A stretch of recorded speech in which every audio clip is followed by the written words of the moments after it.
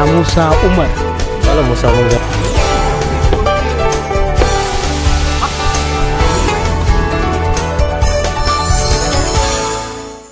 People's Right TV. Hello and welcome to another interesting episode of Human Rights Violation on People's Right TV. And today we'll be talking about a very interesting topic about women and landed properties, inheritance, and so many other things that concerns women in the contemporary African setting. And here with me today is Esther. Esther, how are you doing? I am very good, Charity. Thank you for having me on the show. You are glowing and look very happy this morning. No, my God. Well, I'm so happy, Udo, and you're also glowing too. Well, as always. Thank you. So back to the business of today. It is clearly stated in the Nigerian Constitution, Section 17, that there should be no discrimination or inequality on the grounds of gender. But we tend to take a part of this constitution that we feel favors us and leave the rest, especially when it comes to women and landed properties. In Africa, I don't think it's the right it's a right to a woman to look for apartment. So where am I supposed to live? Under the bridge? You live under your husband. But I don't have a husband, so what am I supposed to do? You have to look for one as an Africa. I have to look for a husband? Yes. Let me tell you, as an Africa, if you are enough to marry, you did not marry, people, they will look less of you as an African. Okay, I heard that in some eastern parts of the country, that a woman is expected to sit down when issues concerning land have been discussed. Like she should just sit down and take instructions from the male. Yeah, there are also instances where I've heard that the only business a woman has with land is just farming. Wow. Like a woman cannot even come to purchase a land, even if she wants to build an industry for the community or even a hospital. They'll be like, "No, where is your husband? You cannot just come and buy land like that." That's crazy. You mean with your own money as a woman you can't purchase a land? All me I'm saying in my mind is that these people should better be calming down because I cannot have my money to come and buy land and you're telling me to go and get man to stand by my side to buy the land. Like, who does that? The most painful thing is that we're already in the 21st century and it's not today that all these things started.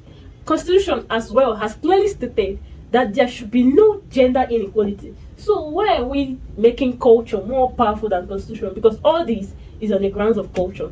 And going to think of it, when you talk about a woman having to marry before she can be able to purchase a land, what about the properties in her father's house where she is also denied any entitlement? I just leave that one. I've had cases like that too. Like a man gives birth to sons, even just a single daughter. He cannot give her even he cannot be like, okay, take this so and so thing and use as it my child. Yes, as a daughter of mine, the blood of my blood and the flesh of my Seriously, I don't know what Africa is actually turning everything into. We are not in a way looking or acting modernized, let's say, because it's somehow some of these things are crazy. Can you imagine saying that a woman is not a blood relation to her husband, and yet the woman will give birth to children who are blood relation? How will my child be your blood and and you're not regarding me as your blood as well? Africa's tradition is just offing me at the moment. Like, I'm totally off. You have no inheritance in your father's house. You have no inheritance in your husband's house. Then you make your own money to acquire your own property. And then they deny you. They deny you properties again. Yeah. You know, widows are the most victimized and marginalized set of people when it comes to cases like this, because they live at the mercies of their brothers or their husbands' relations. But then these husbands, these so-called husbands and the kinsmen actually go to this woman and go and even plead, because it's more like, I want to marry you, will you marry me? They're literally asking the woman for marriage. Yes. They go pay her bride price, do the necessary thing, pay everything in the list, only to marry her. And after she's done giving birth to children for the man, they just treat her anyhow. It's very, with the excuse that a woman is not entitled to own any property. So she's just surviving at the mercies of the husband's relation, who feels entitled to their brother's properties. Sometimes it's this woman that helped your brother in building all his wealth. They don't used to remember that one.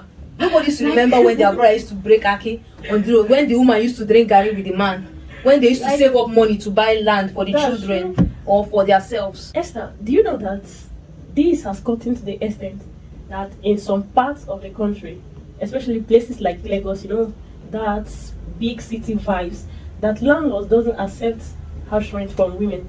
You have to have a man figure, or you need the assistance of a man to get a house in Lagos. What are these people saying? What are these people saying? So, like a young woman like me now, trying to find myself in the big city of Lagos, and then I go to Lagos looking for a house or where to stay, and you're telling me that I should go and bring a man figure or a father figure. Oh, you're expecting me to go to the village and not bring my father to Lagos where I'm going to come and get house? That's nonsense. That landlord never ready to sell house. I don't know why. That's true. Like, I've had cases like that where people complain that they travel to Lagos to get a house becomes a problem. Not because they don't have money to pay for the house rent, because the landlord has refused. Is demanding for a father. I never seen my way they reject money. A husband figure in their life. Oh God, So this Africa is just so terrible. Like, they are not even. It hurts me so much women that at all. it's now affecting women psychologically. You see a woman who gives birth to 6 girls, and yet to her she has not given birth to any child. That's what they are trying to actually build in us. They are making us feel as though giving birth to ladies or being a lady is not something one should be proud of. A woman doesn't have a female child and she's seen herself as a male child, and she's seen herself as if she has not given birth to any. What's that? What's that? I don't think we should be giving into all this. And all these traditions and stuff. The annoying part is that it leads them to giving birth to more children that they cannot even all in the cater be for. looking for a man. All in the be to be looking for a child. You give birth to 10 girls. There's no male child yet. And you're still giving birth. But wait though, you know that it's actually the men that put what the women give birth to. So sometimes the men should not actually be carrying the mat on their head, because it's actually what the seed you sow that you are reaping. That's why we need awareness, because all these things won't have been this bad if these women really know. They know their constitution. They know that despite they are female, that there should be no discrimination. They should know that it's not their fault that you gave birth to a female child. We need agencies like all these non-governmental agencies should buckle up and create awareness, and women on their own part should be able to speak up.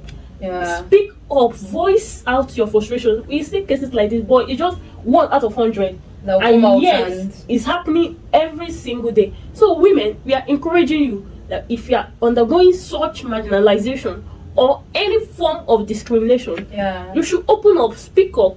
And this is also a clarion call to legal practitioners, like the lawyers. At least if these women come out, if they summon courage to come out and they meet you and tell you so and so thing, don't take it upon yourself as you're protecting your own man, and then you just be like, go and do whatever you're doing with your husband. You start support, as in men supporting men.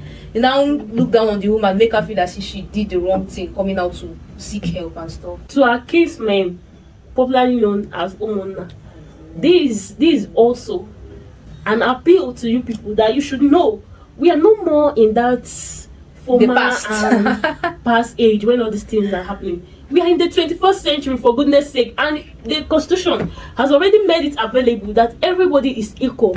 So that woman that you people married into that family and her daughters should be entitled to their father's or husband's property. Yes. Stop all these, she's a female, she's a woman, stop all that. And women, we are encouraging you to speak up. Don't allow societal and culture to silence your voice. Speak up. We are always here to listen to you. You can also follow us on all our social media platforms displayed on the screen, or you can call us on the number you're seeing right now, because we are ready and interested in fighting for you.